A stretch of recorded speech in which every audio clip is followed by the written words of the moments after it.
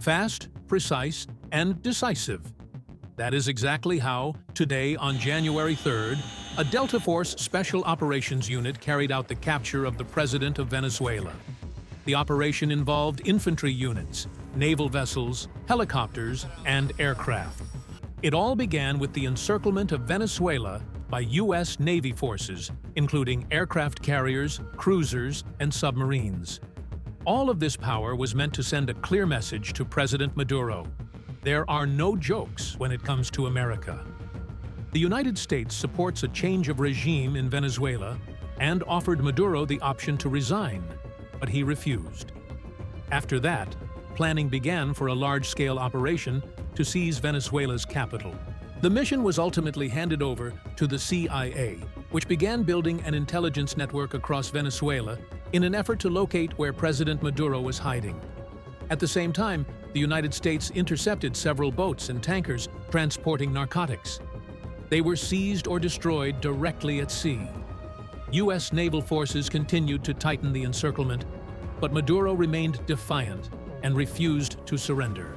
Around January 2nd, U.S. intelligence gathered all the necessary data on an upcoming movement of Venezuela's president and passed the information to Special Operations Forces. The mission was assigned to the best and most elite unit in the United States, Delta Force. These are the same operators who previously took part in the operation that eliminated Osama bin Laden.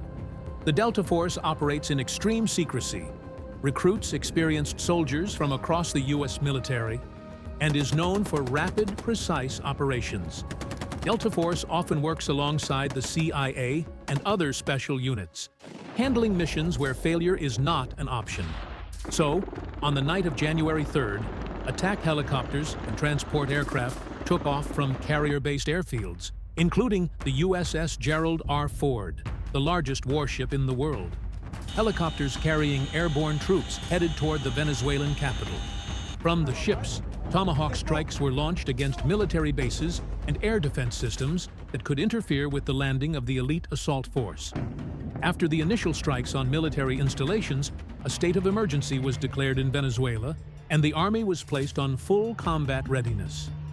Armored personnel carriers began moving through the capital, while police and military units detained anyone who happened to be on the streets at that moment. Strikes also hit parts of the city's power supply, plunging several districts into darkness. In addition to the transport helicopters, attack helicopters were also flying toward Caracas, destroying air defense crews and other defensive structures protecting President Maduro personally.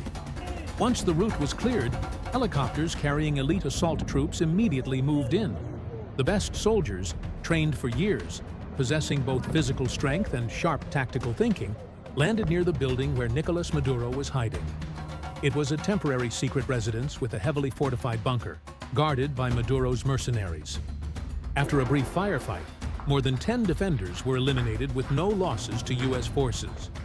Delta Force operators broke into Maduro's personal bunker and took him and his wife into custody. After that, Delta Force soldiers quickly boarded a transport helicopter with the detainees and, together with other aircraft, left Venezuelan airspace, leaving many residents confused, asking themselves, what just happened? Everything unfolded so fast that some people didn't even realize anything was happening.